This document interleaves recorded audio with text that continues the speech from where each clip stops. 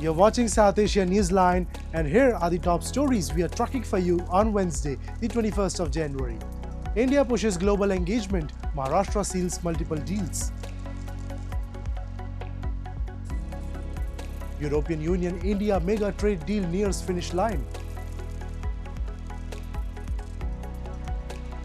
And India asks dependents of mission post officials in Bangladesh to return home.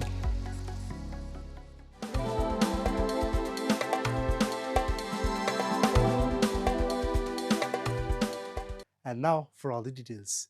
India is being showcased as one of the world's fastest growing renewable energy markets at the 56th annual meeting of the World Economic Forum. From growth to global confidence, India is firmly in focus at the World Economic Forum. We have a report. India is deeply engaged with major global economies across sectors. India's Union Minister Ashwini Vaishnav said on Wednesday. Vaishnav added that India's economic progress under India's Prime Minister Narendra Modi has become a major subject of discussion at Davos. Indian representatives participating in key meetings explained how the country is combining advanced technology with inclusive growth. आज Davos 2026 में भारत का delegation और यहाँ पे जितने भी major events हैं उन सब में पार्टिसिपेट कर रहे हैं। मेरे साथ महाराष्ट्र के माननीय मुख्यमंत्री श्री देवेंद्र जी फडणवीस जी साथ हैं और जिस तरह से यहाँ पर डावोस में भारत की प्रेजेंस है, जिस तरह से प्रधानमंत्री श्री नरेंद्र मोदी जी का डेवलपमेंट और इकोनॉमिक ग्रोथ का सब जगह जो चर्चा है और टेक्नोलॉजी में किस तरह से इंडिया लीडरशिप ले रहा है, इंक्लूसिव ग्रोथ में किस तरह से भारत की लीडरशिप हो रही है, उसकी सब जगह चर्चा है। Meanwhile, states like Maharashtra are also pitching themselves as engines of India's growth. Chief Minister of the Indian state of Maharashtra, Devendra Fadnavis, said bilateral agreements and global trade partnerships would significantly benefit the state. Fadnavis highlighted Maharashtra's emergence as a preferred destination for large-scale energy projects and said international engagement is key to maintaining the state's economic leadership. जहां तक महाराष्ट्र का सवाल है, तो हम लोगों ने इस बार बड़े पैमाने पर स्ट्रेटेजिक एमओयूज पर ध्यान केंद्रित किया है। हमने बर्कले के साथ, university of Berkeley, university of अपने एमआईटी के साथ या इंस्टीट्यूट ऑफ जियोलॉजी जो है उसके साथ, ऐसे जो बहुत ही आइकॉनिक दुनिया की इंस्टीट्यूशंस है, उनके साथ हम लोगों ने टेक्निकल और स्ट्रेटेजिक एमओयूज किए हैं इस बार, कि जिसके कारण हम नॉलेज और टेक्नोलॉजी दोनों अपने देश में ले जा सकते हैं, अपने स्टेट में ले जा सकते हैं और एक इकोसिस्टम हम लोग खड़ा कर सकते हैं। The 56th edition of the World Economic Forum annual meeting is being held in Davos from January 19 to 23 under the theme A Spirit of Dialogue, bringing together global leaders from government, business, civil society and academia. And European Commission President Ursula von der Leyen on Tuesday at the World Economic Forum signaled that negotiations between India and the European Union are approaching a significant phase. We have a report. European Commission President Ursula von der Leyen on Tuesday said the European Union is close to finalizing a free trade agreement with India. She described the proposed pact as potentially the mother of all deals. Addressing the World Economic Forum in Davos, von der Leyen underlined Europe's commitment to expanding global trade ties and strengthening international cooperation. The European Commission President placed India at the center of European Union's diversification strategy. She added that the India agreement fits in Europe's broader global trade outlook, stressing that the European Union remains open to doing business with partners across the world. And right after Davos, the next weekend, I will travel to India. There's still work to do, but we are on the cusp of a historic trade agreement. Indeed, some call it the mother of all deals. One that would create a market of 2 billion people, accounting for almost a quarter of global GDP. And crucially, that would provide a first-mover advantage for Europe, with one of the world's fastest growing and most dynamic continents. Meanwhile, India-European Union ties are set to gain further momentum as von der Leyen confirmed she will travel to India next weekend to advance discussions on the proposed agreement. The two European Union leaders will co-chair the 16th India-European Union Summit on January 27. During the visit, they are scheduled to meet President Draupadi Murmu and hold delegation-level talks with Prime Minister Narendra Modi.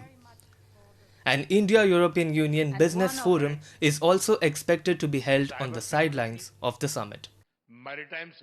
And India's External Affairs Minister S. Jaishankar during talks with Spain's Foreign Minister Jose Manuel Alvarez in New Delhi on Wednesday emphasized on the need for global cooperation against terrorism, highlighting that India and Spain are both victims of terrorism and the world must display zero tolerance for it.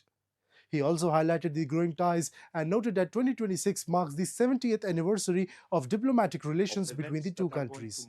Jose Manuel Alvarez, on the other hand, said that Spain is keen to join the Indo-Pacific Ocean Initiative and work bilaterally through the European Union. Alvarez added that Spain's President Pedro Sanchez is set to embark on a visit to India soon and expressed hope that Prime Minister Narendra Modi will also be able to visit the country. Excellency, the world order is clearly undergoing a profound change. It is more imperative than ever before for nations to collaborate on shared challenges. This is particularly the case with respect to combating terrorism, where both India and Spain have been victims. The world must display zero tolerance towards terrorism. President Sanchez will be very soon here in India for an official visit, and I hope that Prime Minister Modi will be able to visit Spain as well. We are going to continue working bilaterally through the European Union and as well in the multilateral sphere, and we will be very happy to join the Indo-Pacific Ocean Initiative. I have brought the letter to you to mark that moment.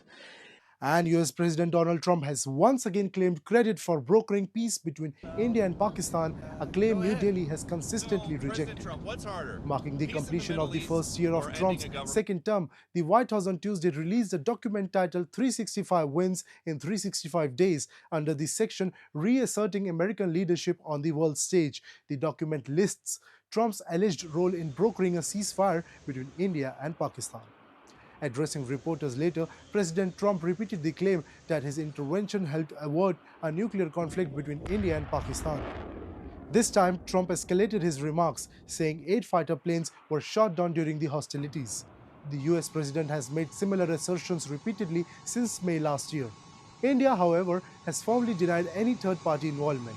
New Delhi maintains that the ceasefire was the result of direct military-level communication between the two countries.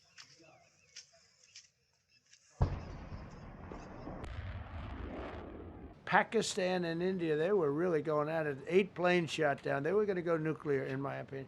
The Prime Minister of Pakistan was here, and he said President Trump saved 10 million people and maybe much more than that.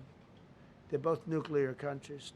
And amid the current security situation in Bangladesh, India has advised dependents of its mission and post officials to return as a precautionary measure.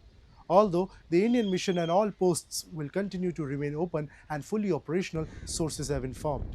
Indian missions have been facing security threats, especially in the aftermath of the killing of Islamist youth leader Sharif Osman Hadi in December 2025. It spread after rumors were circulated that the shooters of Hadi had fled to India. However, later, one of the accused released a video claiming that he was in a Gulf country. India is also raising concerns over the safety of minorities, especially Hindus in Bangladesh, since the interim government led by Mohammad Yunus assumed office following the collapse of the Sheikh Hasina government in August 2024 after the students-led uprising. Earlier this month, India called on Bangladesh to firmly deal with communal incidents in the country. Moving on, candidates in Nepal are preparing to start campaigning as candidature filing for the upcoming general elections closed on Tuesday. Hundreds of candidates representing political parties as well as independents rallied across Nepal and filed their candidacy to stand in the fray for the upcoming election. Political parties have also come up with their agendas to gather public support. However, Nepal's periodic elections were not due until 2027 but have been called early after September 8 and 9 Gen Z revolution last year that killed at least 76 people and led to the dissolution of the parliament. According to the preliminary record of the country's election commission, more than 2,500 candidates have enrolled themselves for the March 5 election.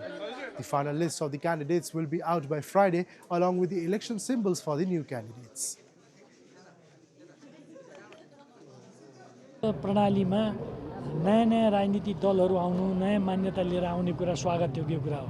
म जुनसुकै पुस्ताका साथीहरू पनि राजनीतिमा प्रतिस्पर्धाको लागि आउने कुरालाई स्वागत गर्छु र उहाँहरूले प्रतिस्पर्धामा श्रेष्ठता स्थापित गर्नुहोस् म शुभकामना पनि भन्न चाहन्छु।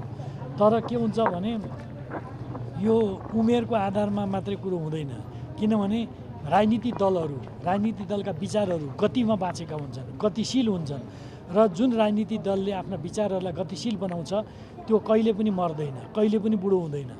हामी निरन्तर अपडेटेड भएर अगाडि बढिरहेका हुन्छौँ। हामीलाई के थाहा छ भने मुख्य कुरा चाहिँ हाम्रो यो भ्रष्टाचार को कुरा छ नि, यसको अन्त्यको लागि चाहिँ हामी सबैभन्दा पहिलो प्रयत्न हामी त्यो गर्छौँ। जेएनजी युवाहरूले उठाउनु भएको माग जो छ हैन, त्यो मागलाई सम्बोधन गर्ने कुरामा म आफै पनि एउटा युवा, म कानुनको विद्यार्थी, कानुन व्यवसायी पनि हो पेसाको हिसाबले, हामी युवाहरूको मागलाई सम्बोधन गर्ने कुरा, व्यथितिका कुरा, भ्रष्टाचारका कुरा र यहाँका विकास निर्माणका कुरा, यहाँ 5 नम्बर निर्वाचन क्षेत्रका विकास निर्माणका कुराहरूलाई हामी यसलाई मध्यनजर गरेर हामी अगाडि बढ्छौँ।